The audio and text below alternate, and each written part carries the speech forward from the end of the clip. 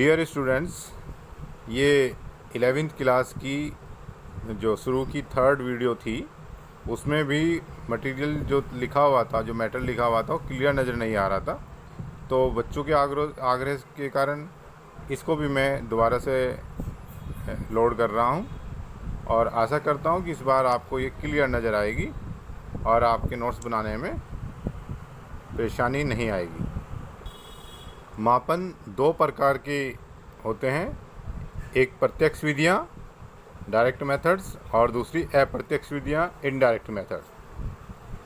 जैसे लंबाई में लेंगे हम लंबाई परिवर्तन की परास। लंबाई का अभिप्राय दो बिंदुओं के बीच की दूरी, ठीक है। दो बिंदुओं के बीच की दूरी को क्या कहते हैं? लंबाई। तो कुछ महत्वपूर्ण लंबाई की परास सारणी भी लेंगे हम। जैसे प्रोटॉन का आकार है 10⁻⁻15 मीटर।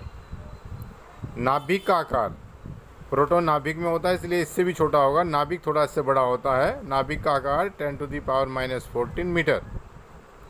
और परमाणु में नाभिक होता है, जाहिर सी बात है कि परमाणु नाभिक से बड़ा होगा, तो इसका आकार आ जाएगा 10⁻10 मीटर, यानी कि एंगस्ट्रॉन्ग, इस मीटर की कोटि का। लाल रक्त कणिकाएँ 10⁻5 मीटर की कोटि की होती हैं।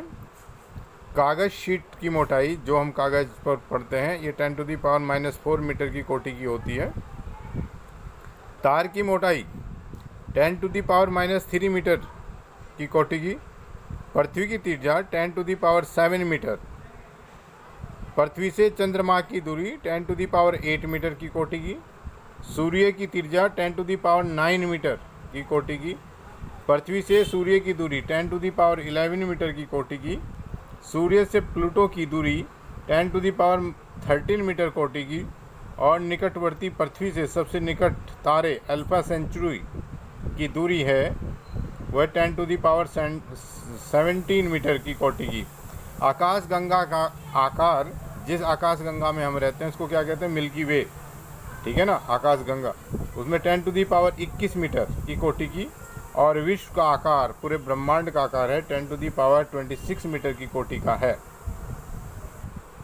अब लंबाई का मापन, कैसे लंबाई का मापन करेंगे? लंबाई के मापने की कुछ प्रत्यक्ष विधियां निम्न प्रकार हैं। नंबर 1, व्यक्ति आदि की ऊंचाई मीटर स्केल से नापी जाती है। और मीटर स्केल का जो परास है, जो उससे हम छोटी से छोटी दूरी नाप सकते हैं शुद्धतापूर्वक, वो 1 mm होते हैं, ठीक है। नंबर 2, पेंसिल की मोटाई या सिक्के का आकार का व्यास वर्नियर कैलिपर्स की सहायता से नापा जाता है, और जिसका अल्पतमांक यानी कि जो शुद्धतापूर्वक कम से कम लंबाई नापी जा सकती है वो होती है 0.1 mm, यानी कि 1 mm का 10वां भाग, या 0.01 सेंटीमीटर, या 10⁻⁻4 मीटर।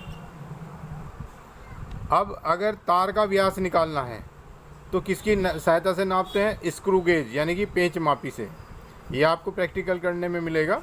इसका परास और 10वां भाग हो जाता है वर्नियर कैलिपर्स का भी, यानी कि 0.01 mm, यानी कि 1 mm का 100वां भाग, यानी कि 0.001 सेंटीमीटर, या 10⁻⁻5 मीटर।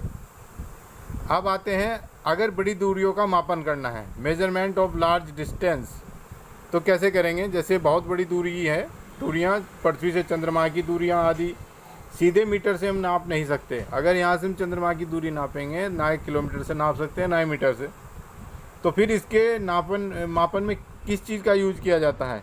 इसके मापन में लंबन विधि का उपयोग किया जाता है, प्रयोग किया जाता है। लंबन का अर्थ क्या है? लंबन का अर्थ बहुत इम्पोर्टेंट है। ये लंबन का अर्थ पूछा जाता है।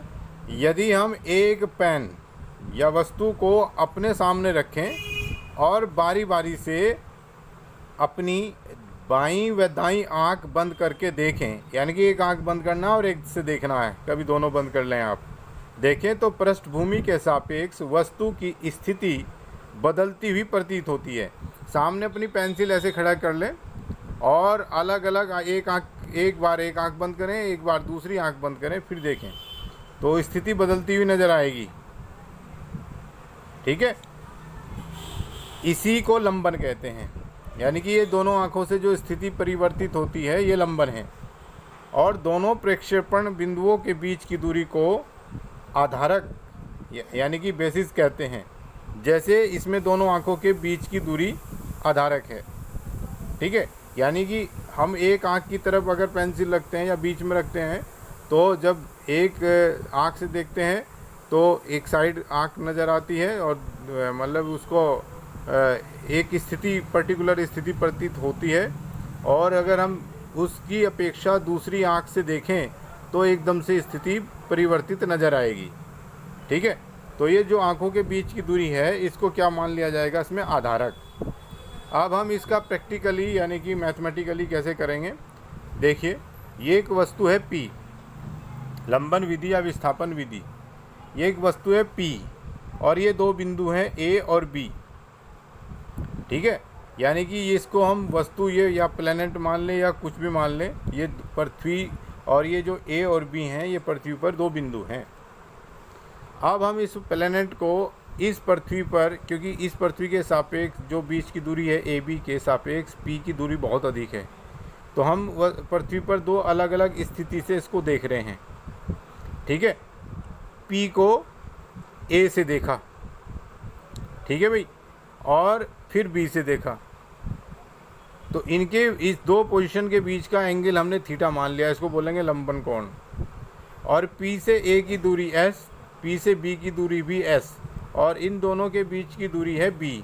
ये जो B है S के सापेक्ष बहुत छोटी है, तो इसको लिखेंगे कैसे, पृथ्वी से दूरस्थ ग्रहों, तारों आदि को मापने की सबसे उपयुक्त विधि कौन सी विधि है, लंबन विधि। P पृथ्वी से दूर स्थित ग्रह, S पृथ्वी से ग्रह की दूरी, AB पृथ्वी पर दो स्थितियाँ जिनसे एक ही समय देखते हैं, यानी कि बहुत पास पास है। AB is equal to B आधारक, ये आधारक जिसको कहा गया दो बिंदुओं के बीच की दूरी या दो आंखों के बीच की दूरी। एंगल APB आधारक, ये जो आ जाएगा लंबन कोण। तो B क्योंकि बहुत छोटा है, बहुत छोटा है S से, तो इसलिए B/S 1 से बहुत छोटा हो जाएगा, क्योंकि ऊपर बहुत छोटी राशि है। अगर बहुत छोटी राशि को बहुत बड़ी राशि से भाग करें तो 1 से कम आएगा बहुत, क्योंकि ग्रह पृथ्वी से बहुत दूर है, इसलिए थीटा बहुत छोटा होगा। इसलिए P को वृत्त का केंद्र मानकर AB को B लंबाई का चाप ले सकते हैं और S को हम त्रिज्या ले सकते हैं। देखिए, अगर हम बहुत बड़ा एक वृत्त खींचे तो उस पर दो बहुत पास बिंदु लें तो ये एक दूसरे के सीध में नज़र आते हैं। ठीक है, ये इसको हम इसकी लंबाई को चाप कह सकते हैं दो बिंदुओं के, अगर एक बहुत बड़ा वृत्त पर लें। ठीक है, और ये जैसे बिंदु P है तो उसकी ये जो दूरी आ जाएगी, ये दोनों R आ जाएंगी त्रिज्या। तो इसलिए कोण बराबर चाप बटे त्रिज्या से theta is equal to AB/S और S इज इक्वल टू B/थीटा। थीटा को कहीं में लेंगे, रेडियन में। तो यदि हमें ये थीटा हम काउंट या दिया हुआ हो, या काउंट है या B दे रखा हो, दो इनमें से कोई सी दो दे रखी है राशि, तो हम तीसरी को इस प्रकार से ज्ञात कर सकते हैं। तो जैसे अगर हमसे ये पूछा जाए कि ग्रह की दूरी कितनी है, तो अगर हम ये दो बिंदु ले लेंगे पृथ्वी पर, इनकी बीच की दूरी हमें ज्ञात होगी क्योंकि पास स्थान होंगे, और दोनों स्थानों से जो हम एंगल नापेंगे वो थीटा भी हमें ज्ञात हो जाएगा। तो इन दोनों के अनुपात को, यानी कि आधारक और जो एंगल बना है उसके अनुपात जो किसके बराबर हो जाएगा, पृथ्वी से ग्रह की दूरी। इस प्रकार हम लंबी दूरी ज्ञात कर सकते हैं। अब नंबर 2 लेते हैं, आकाश से पिंड का आकार। भाई कितना बड़ा है कोई पिंड, जैसे चंद्रमा का अगर हमें आकार या व्यास निकालना है तो हम कैसे निकालेंगे। अब उसे भी मीटर से नहीं नाप सकते कि भैया 1 मीटर ले लेंगे और नापते चले जाएंगे, कोई आधार तो है नहीं चंद्रमा और पृथ्वी के बीच में, आकाश है। तो इसलिए कुछ अन्य विधियां ली जाती हैं। जैसे ये हमने चंद्रमा ले लिया और पृथ्वी पर एक बिंदु ले लिया, और चंद्रमा का जो व्यास AB है, ठीक है ना, इसकी लंबाई D ले ली, और ये दो बिंदु A और B हो गए। इन दोनों को पृथ्वी के एक स्थान से देखा गया, जिससे कि बीच का एंगल हमें ज्ञात हो जाएगा। ठीक है, तो लिखते हैं इसको। P पृथ्वी तल पर प्रक्षेपण बिंदु जहाँ से हम चंद्रमा को देख रहे हैं। AB चंद्रमा का व्यास जो P पर थीटा कोण आंतरित करता है। D चंद्रमा का रेखीय व्यास। S पृथ्वी से चंद्रमा की औसत दूरी, ये औसत दूरी ले लेंगे भैया, ठीक है ना जी, बताएंगे आगे अभी। और थीटा AB द्वारा P पर आंतरित कोण, ये जो AB है इस पर कितना आंतरित कोण करता है, ये थीटा हो गया। तो अब जो फॉर्मूला लगाएंगे, theta is equal to D/S, यानी कि ये जो S है ना, त्रिज्या का काम करेगा और ये चाप वाला काम करेगा, चाप बटे त्रिज्या, क्योंकि बहुत अधिक दूरी है इसलिए ये और ये लगभग इक्वली ले सकते हैं। इनका औसत निकाल लिया हमने, तो D इज इक्वल टू आ जाएगा S इंटू थीटा, यानी कि थीटा ज्ञात होने पर और औसत दूरी ज्ञात होने पर चंद्रमा से, इन दोनों का मल्टीप्लाई करके हम इसकी जो चंद्रमा का व्यास है उसको फाइंड आउट कर सकते हैं। अब जो वृत्त दूरियों का मापन है वो और एक थर्ड तरीके से कर सकते हैं, प्रतिध्वनि या परावर्तन विधि से। ये प्रतिध्वनि क्या होती है कि दूर स्थित पहाड़ी से सीधी ध्वनि के परावर्तन को प्रतिध्वनि कहते हैं। जैसे हम कहीं पर पहाड़ों में खड़े होकर जोर से कोई भी आवाज़ लगाएं तो वो परावर्तित होकर हमें पुनः सुनाई देती है।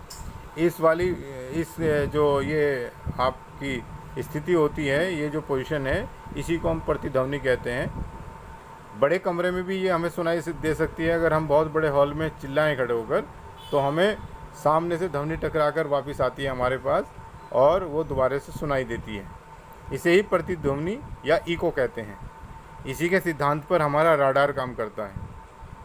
ठीक है, इसके द्वारा पहाड़ी की दूरी ज्ञात की जा सकती है। जैसे बंदूक से दूर स्थित पहाड़ी की ओर गोली छोड़ते हैं तो गोली छोड़ने व प्रतिध्वनि को सुनने के बीच का समय नोट कर सकते हैं। यानी कि हमने गोली छोड़ी, ठीक है, और छोड़ने के बाद वो वहाँ से साउंड चली और सामने वाली पहाड़ी से टकराएगी और फिर आप पर रिटर्न होगी, तो ये टोटल हम टाइम नोट कर सकते हैं। माना यह समय अंतराल T है। तो अब मान लीजिए ध्वनि की चाल है V, ये कांस्टेंट होगी। V जैसे हमने यहाँ से गन चलाई, यहाँ से गन चलाई, ठीक है, और ये पहाड़ी है, ये जाने का और आने का, ये टोटल समय T हो गया। तो जितनी दूरी जाएगी ध्वनि उतनी दूरी आएगी। ध्वनि ही जा रही है, ध्वनि ही वापस आ रही है। तो ध्वनि की चाल हमने ले ली V, पहाड़ी की दूरी ले ली S। तो जैसे गोली को S दूरी जाने में और S दूरी आने में, यानी कि 2S दूरी चलने में टाइम लगेगा T। तो T टाइम में चली गई दूरी हो गई 2S, ठीक है। इसलिए दूरी बराबर चाल गुना समय से 2S is equal to V into T। तो यहाँ से हम S निकाल सकते हैं। चाल, ध्वनि की चाल 332 मीटर प्रति सेकंड होती है जैसे, तो वो हमें दे रखी होगी या हम जो भी स्टैंडर्ड है वो लेंगे। तो V इंटू और टाइम हमने काउंट कर ही लिया था, तो V इंटू T अपॉन 2 कर देंगे तो हमें पहाड़ी जो हमारे जहाँ से हमने गोली चलाई थी उस स्थान से पहाड़ी की दूरी ज्ञात हो जाएगी नियर अबाउट। तो डियर स्टूडेंट्स, इस प्रकार हमने ये जो हमारी 3 वीडियो शुरू में जिनका प्रिंट साफ नहीं आ रहा था नज़र, दोबारा से रीलोड कर दी हैं। अगर किसी अन्य वीडियो में भी इस प्रकार से आपको परेशानी आती है तो प्लीज़ आप मुझे बताएं और मैं उनको कोशिश करूँगा कि आपकी प्रॉब्लम को रिमूव कर सकूँ। Thank you.